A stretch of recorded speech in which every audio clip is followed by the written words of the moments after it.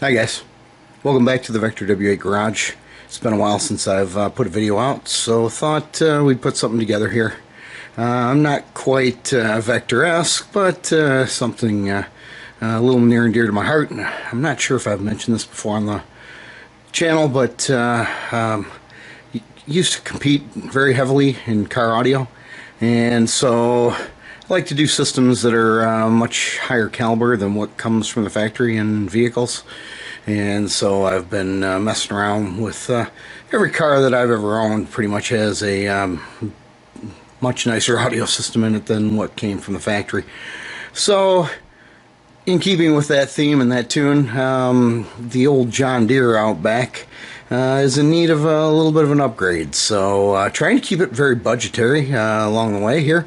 Less than $1,000 is what my goal was, and to make a significant difference from what it came with from the factory. And we'll do a little bit of preliminary comparison here. I'll stick an RTA out there in the tractor.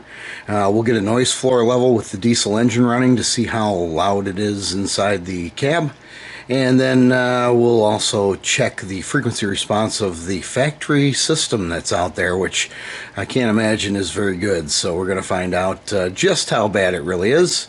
I will have a couple of shots here just so you guys can see them of some of my poster collection from the good old days of Vector, and what I've got currently around my home, in my office, etc. There are some very nice Vector W2 slash W8 posters that are in my collection, and so I figure I'll put those in here so you guys can see those, and I'll take a shot or two of the car as we're wandering through the garage. Hope you enjoy the video, and thanks for tuning back in.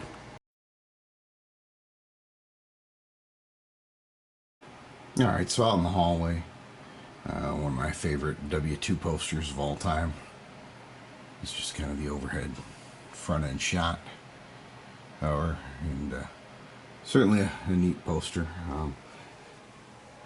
I think this was one of the first posters that I ever ended up with from way back when. So a good shot of W2. In my office, this is one of the large W2 posters that we had done many years ago. Quite a good poster. Of course, the one at Sunset, W2. This is a pretty famous poster.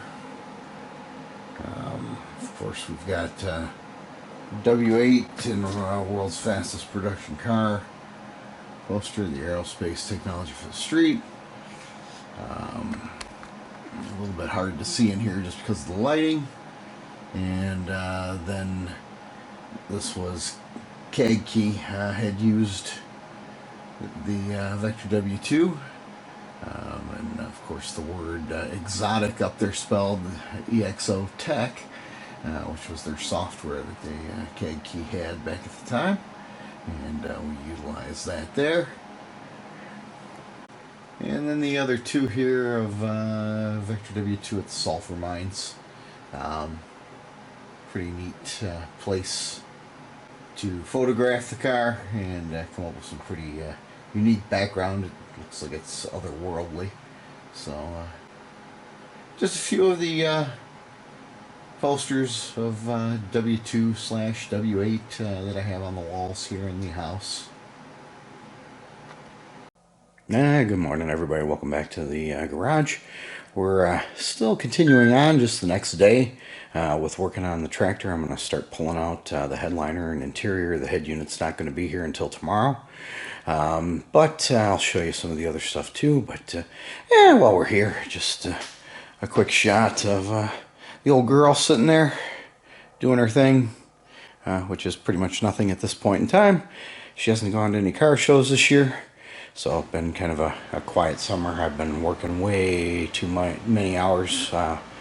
It's been rather rough. So I'm happy to be home here for a couple of days just to get a little vacation time in and be able to work on some of the cars and the tractor and the yard and other things around the house, just to keep things up, maintain them, etc. So we're going to begin by pulling the interior out, well, the roof lining out, and all the stuff that surrounds it. You've got a bunch of vents that need to come out, a sun visor that needs to come out, and then of course the radio that's in there, and the heater controls need to be pulled out before I can drop it down so that you can access the front of the speakers on this thing. The speakers themselves are little 4x6 garbage speakers. We'll take a look at those, and then I'll show you what I'm replacing them with, and should be entertaining. Okay, so what we've got here is the fine cab interior of the John Deere 4720, and it's got a couple of 4x6 speakers that are up in the front here, so it's just a pair left and right hand, kind of basic.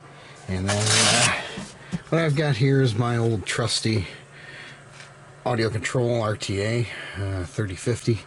This was used for competition car audio systems back in the day, and it does a great job of measuring pink noise and the frequency response level of the systems that you're measuring. So it measures from 20 hertz all the way up to 20,000 hertz, and it gives you the full spectrum of what you're listening to. Now, of course, John Deere, I'm sure, uses nothing but the finest in components there.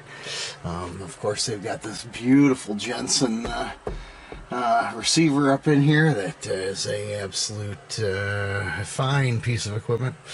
We'll leave it at that, and we're going to swap all that out here. But first, I want to get some baseline measurements and see exactly what we're dealing with here when it comes to what this thing's actually putting out. So here goes the fun. Okay, so here's the basic setup, and as you can see, the meter is responding to me as I talk here. It's set pretty sensitively. We've got a tripod in here with a microphone on it.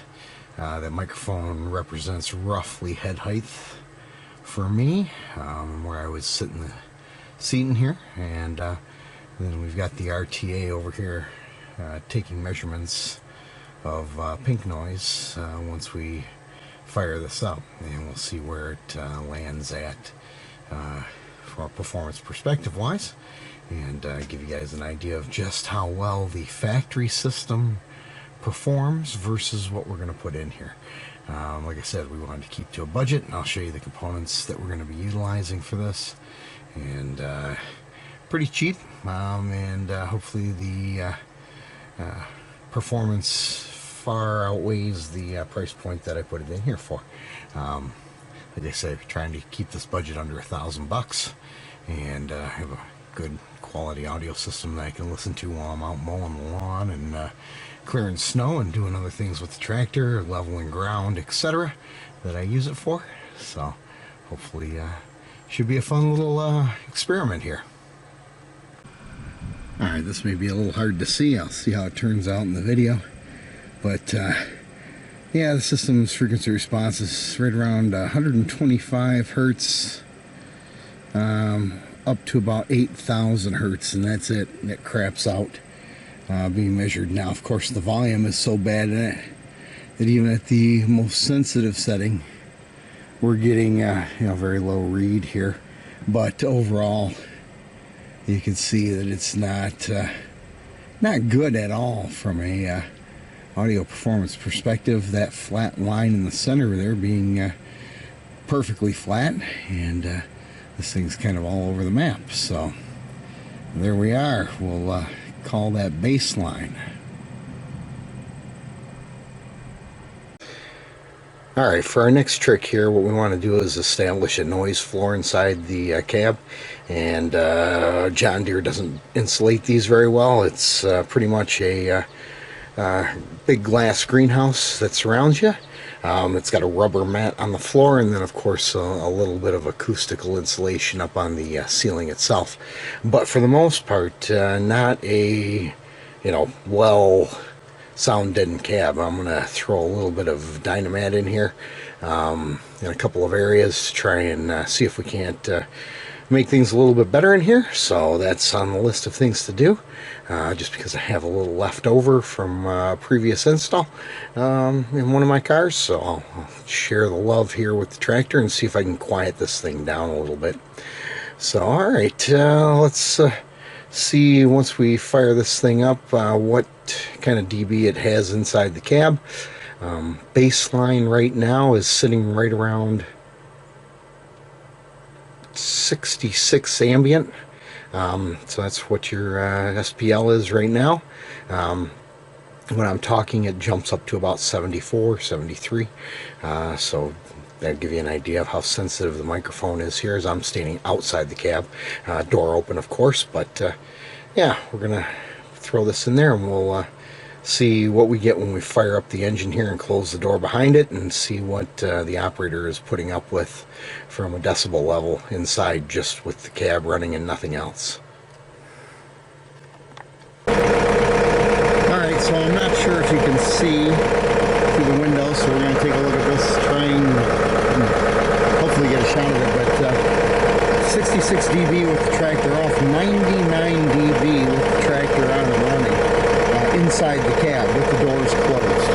So that's no outside influence, there's no air conditioning on, there's no stereo on in there, it's just strictly the noise of the engine bleeding into the cab. So 99 dB, pretty high decibel level to be listening to just sitting there. There it hit 100. Yeah, 100. So it's bouncing between 99 and 100 dB. Quite loud. That's very loud, actually. All right. So this is John Deere's idea of insulation. They've just got a rubber mat here on the floor. We'll pull that rubber mat out, and then we'll fit a little bit of Dynamat underneath this, and then we'll put the rubber flooring back over that. That should make hopefully a bit of a difference in the acoustics in the cab. I've thought about putting it around the seat in here, and then ordering some acoustic insulation. You can order some tractor cab insulation, and putting it over this, and making it a little more quiet, but we'll see how that goes. I may just leave it as it is, see how ambitious I'm feeling. The other place that we'll put insulation in is in the roof of the cab. You've got this big giant plastic cover here. There is no anti-vibration material or anything on the underside of that. I've had it off once before because I've got a blower motor that's gone bad in this thing, so we'll be replacing the blower motor at the same time that we're doing this. So it'll get a couple of upgrades, new blower motor, and then we'll insulate, well, or should I say little anti-vibration material in there for Dynamat, and that should hopefully quiet things down a little bit overhead also. So we'll see how that goes. Alright, so we've used one full sheet of Dynamat, put it down on the floor, used some of the small pieces that we trimmed out to fill in some of the gaps over here on the left side of the cab, and then a little bit over on the right. That should give us everything we need from a dampening perspective there, and hopefully it'll make a bit of a difference. We'll put the rubber mat back over it and should hide that completely away so you won't even see it. So yay, step one done. Alright, so the headliner's out. Kind of an interesting way that they hold it in there. They've got just holes and tabs, so pretty easy to get out for the most part.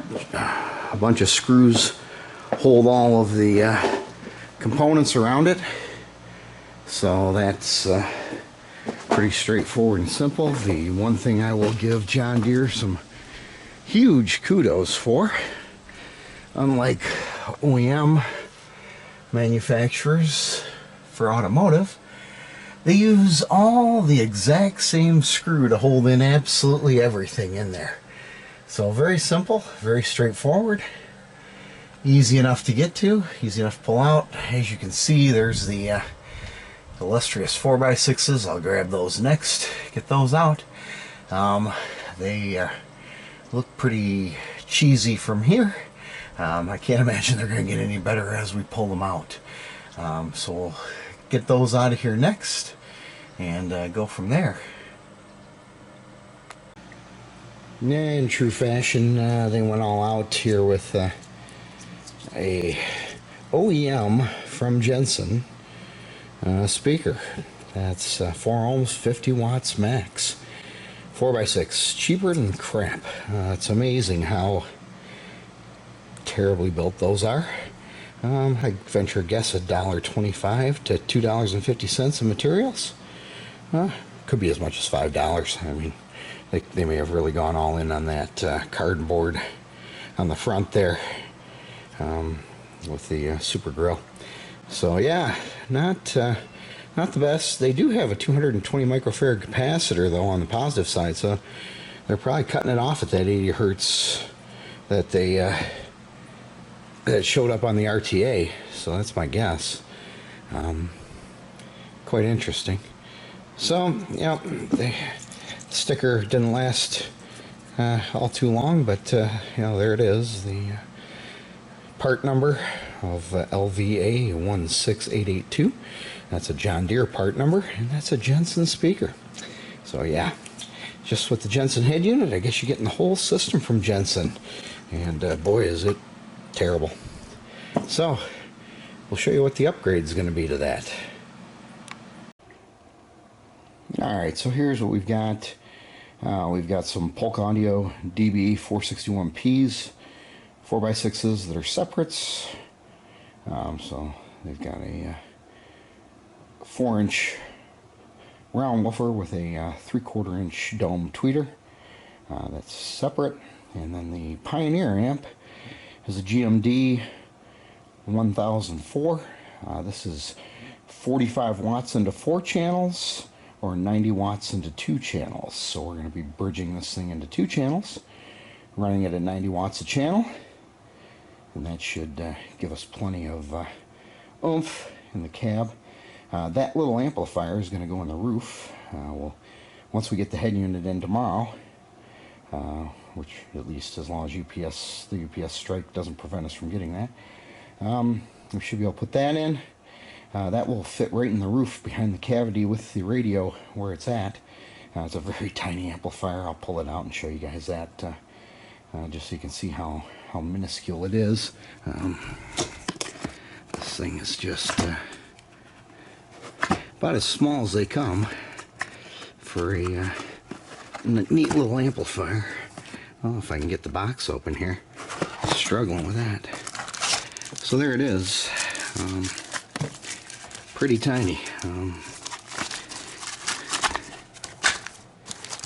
It's you know, not much bigger than a cell phone, just a little bit thicker in that regard, but realistically it's a pretty tiny amp, and should work wonders inside there. So should be fun.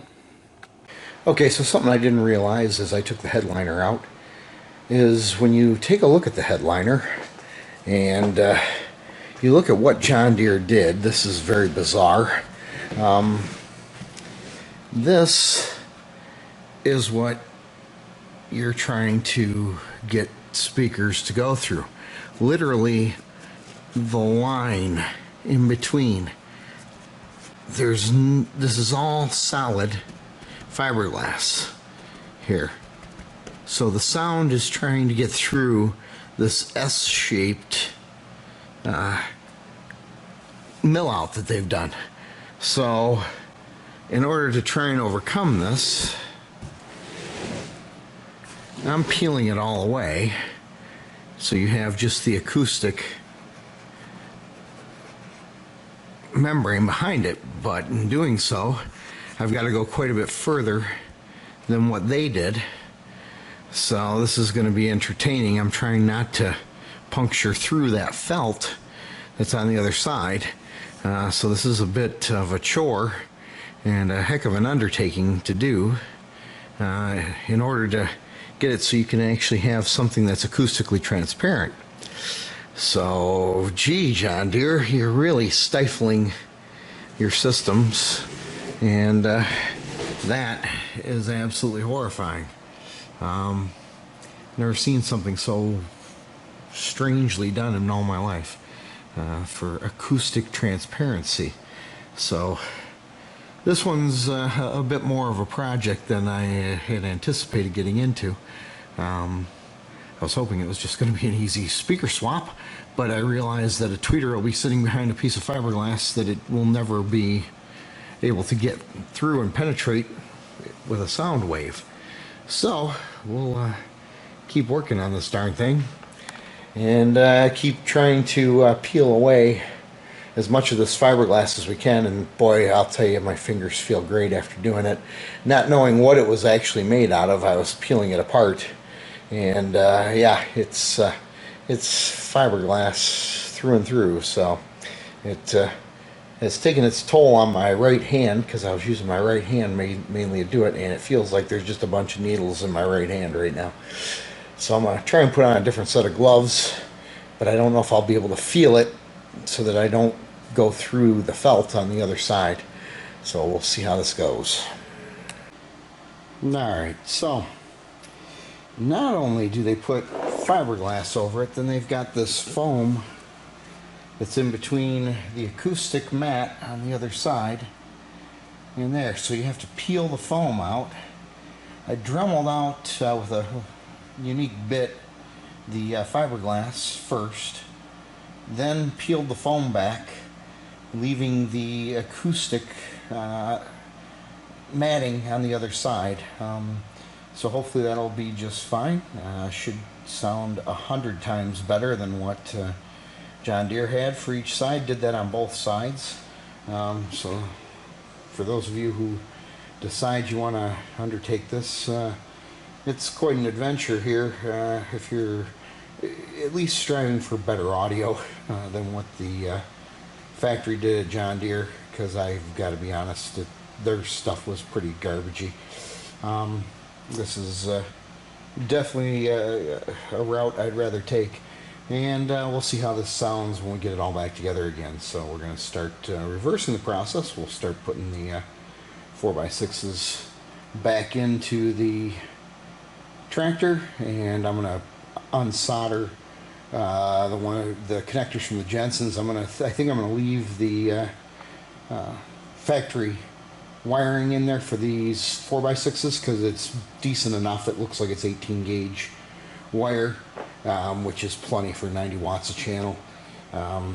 So it should be just fine, and we'll stick that back together kind of in a very factory fashion, and then I'll just unpin the wires from the back of the connector that was on the Jensen radio and create a pigtail that'll go to the Pioneer amplifier, and that should be just fine and work really well. So for those of you who are looking to upgrade your audio system in your John Deere tractor, it's a little bit bigger endeavor than most people are willing to take, but it should sound pretty decent by the time it's all said and done.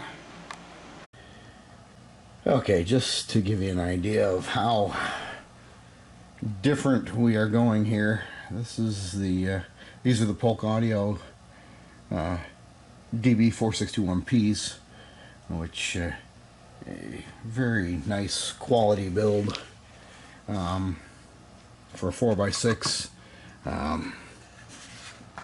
Back side of them, you can see the size of the magnet for the back side with the 3/4 inch dome tweet.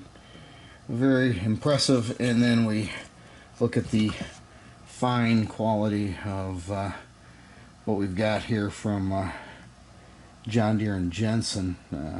Yeah, I would say you've got a magnet that's more than probably 4 times the size on the back of the Polks versus what's on the Jensen.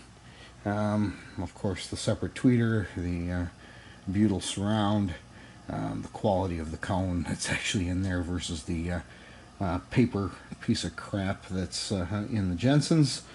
So this is going to be a heavy upgrade over what was there. We've got a couple of baffles that are going to go behind it. I always try and seal speakers up when I can. Also, I put in some acoustic dampening material in there, so that will help fool the drivers into thinking they're in a bigger enclosure than what they're really in, giving them a little more depth and bass and breadth to them. Again, we're cutting these off at 80 hertz because we'll have a subwoofer that'll take over, but at least we'll maximize what we get out of these. So that's the plan with the foam baffles. Again, just a nice acoustic baffle, and then some baffle material. Right there, fiberfill is what I use. You can pick that up at your local Walmart in the materials section there. They've got like a spot where they carry pillow fillings, etc., and they carry that there. So we'll get these installed. We'll get the connectors off of the back side of the Jensens here, and then we'll put these up in the tractor, and should be quite the upgrade. So we're now several days later because of our wonderful UPS strike going on, and the head unit has arrived. So we've got an MVH S720 BHS. This is just a multimedia receiver, and we'll show you what we've got done in wiring. I didn't want to film all that. It was A, frustrating, B, would bore you to death just watching me solder wires and heat shrink everything up. So I'll show you what's been done in the tractor and where we're at, and all the cables that we've got run, and we'll commence to installing this guy next. So here we go. Alright, so everything we've got here, this is all the wiring for the head unit. Good old John Deere uses a Volkswagen connector, so I ordered one of those up, and then what I did was the small amplifier is installed behind here, right in this area. It fits back in here. I'm a little curious as to how close I'm going to come to the edge here where the receiver mounts at, or the media head unit mounts at, just because of the angle of that. We've got all of our wires run here, and then in wire loom, just to keep it nice and neat looking and tidy. But this one here is going to sit inside that crack and crevice, because to take a set of RCAs and drill them through the bottom plastic here would have been a nightmare. Would have just added another vent for the heat and AC system, so we didn't want to do that.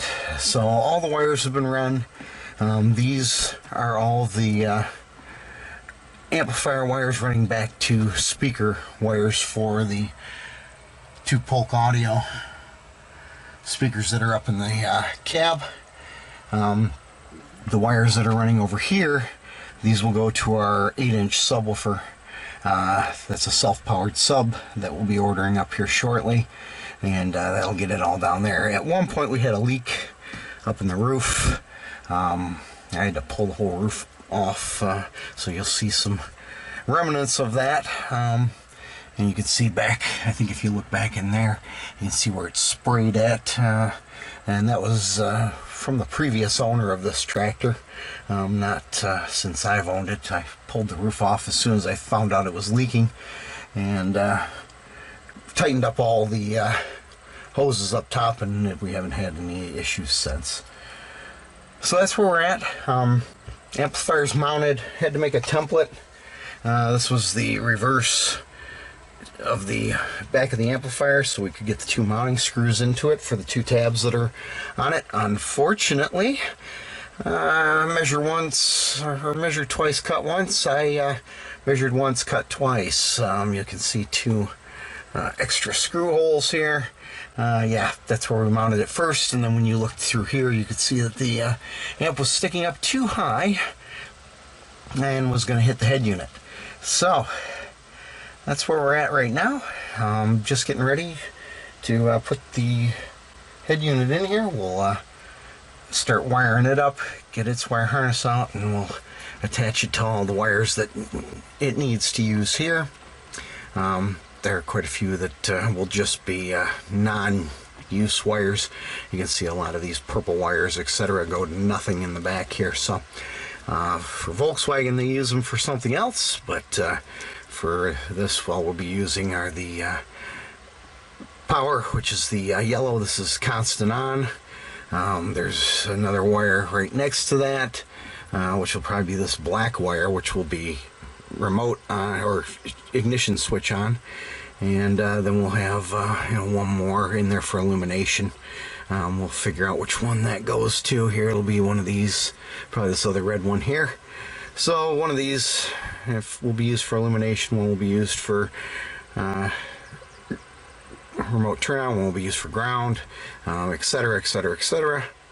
And I'll get that all wired up. We've got our 2 remote turn-ons here. This one here is for the amplifier, so that'll get wired in with these. And then this one will also get wired in with them. This is the remote turn-on that'll go down to our MTX 8-inch self-powered sub. So I'll get that underway here, and we'll film some more as we progress. But we're coming along pretty nicely. Front input's all we're going to be needing. We'll run that out to the head unit, and that'll go down to the amplifier. And then in the head unit we'll have one more, which will be for subwoofer, and that'll be these. So you have subwoofer and fronts, and that's all that this is going to get. There is no place in the back of this cab for any additional speakers. There's just the holes for the air conditioning and heat return. So that's why we are only running this as a 2-channel setup. And that's it. So we'll continue on here, and I'll show you some progress in a little bit. Alright, so we've now got all the wiring done. Microphone hanging from the center here for Bluetooth in your phone. Wiring is all in here. Now the thing that sucks is I've got to put the headliner back in to even test it, because all this has to go through the headliner, and I can't just hook up the radio and hang it in there very easily. So we'll put it all in, snap everything together, and that should get us ready to at least play. So we'll give that a shot. Alright, so there we are. We've got the headliner back in. I've got to just screw everything into place now, so we'll commence to doing that. Get all the screws back into all the vents and everything else, and that should give us everything we need to for the upper end, and then I'll put the head unit in there. All the wires hanging out for that, microphone, etc. So we'll get all that in there. Should be pretty easy, pretty straightforward, and I'll give you guys an update as soon as that is done. Okay, so here we are. It's a couple weeks later, and we have subwoofer and capacitor. So now, today, we'll finish, or at least try to finish, the install of these two, depending on where I can locate them in the cab. I thought I was going to put them in one location. Now I may be doing it in a different location. So this is going to be entertaining for me, not so much for you guys, because that cab is so small I can't really get the camera in there very well. So we'll show you probably after the install, but at least show you what's going in there.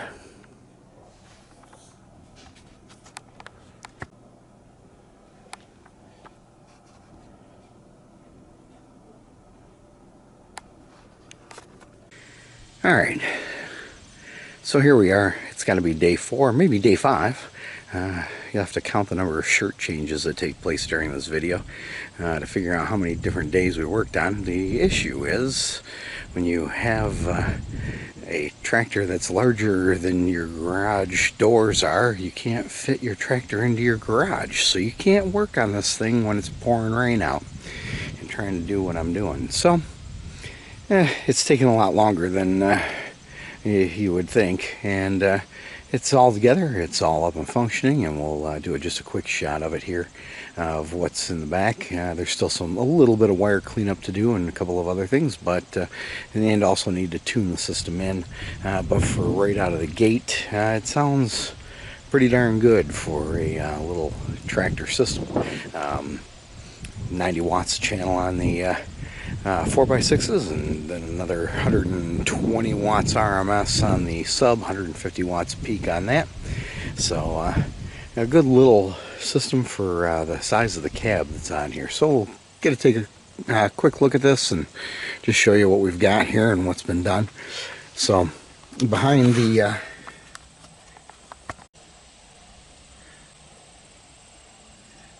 behind the seat, you'll see the MTX sub mounted. I've got the seat pulled forward. Can't put the seat back too far. As you can see the top of the sub there, I had the seat back in the most comfortable position, and as I was mowing the lawn, ended up rubbing on the sub quite a bit, so had to pull that forward quite a ways. Some of the wiring that has been done with fuse blocks, etc. And then over here on the other side of the seat is the 3 farad capacitor. That's about enough capacitance there. It's a 24 volt 3 farad, about enough capacitance to handle 3,000 watts of system power. So we're way underutilizing it, but I'd rather have the excess power available for clipping, etc., if for the dynamic range of the system, than be short on power. So with that said, we'll fire the tractor up here. I'll close up the windows, get in it. You'll be able to hear the tractor run, and then you'll also hear the system.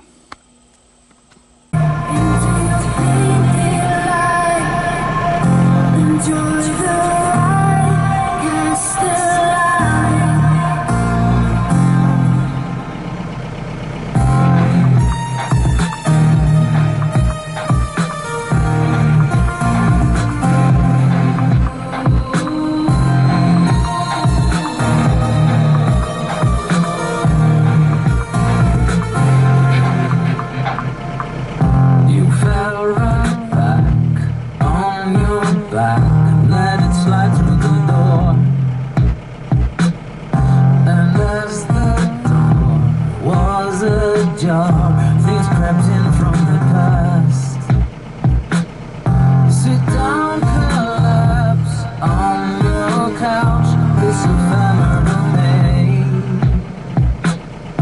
will go away. It won't play, won't twist you ever again. Stay the ride into your painted lights. Enjoy the ride, cast a light. For the time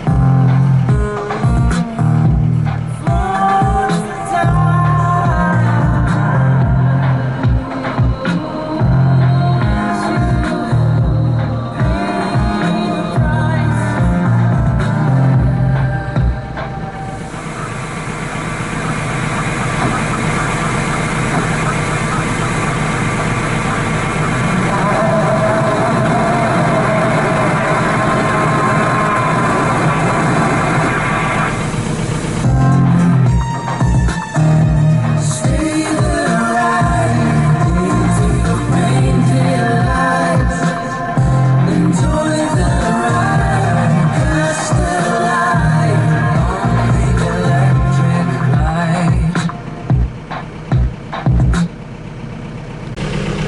Well, compared to what was in here, which was a set of Jensen maybe $2.50 a piece speakers at the time, and the wonderful Jensen head unit that probably was all of about 10 watts a channel. You couldn't even hear the radio over the engine idling. It was kind of just a joke. So good old John Deere never intended for you to have actual audio in this vehicle, and now we've got something that's quite good and a whole lot better than it was. And the whole point of doing this was to keep it under $1,000. So I can list out here what I paid for each of the components that went into this, and I think we're well below the budget, and it sounds pretty darn good now. Now I don't mind driving around in this thing and having some music on and enjoying it while I'm either digging things up in the backyard or out mowing around the property. So it turned out pretty good. Hopefully you guys enjoyed this. Please like, subscribe, and share if you did, and hopefully we'll catch you on the next one.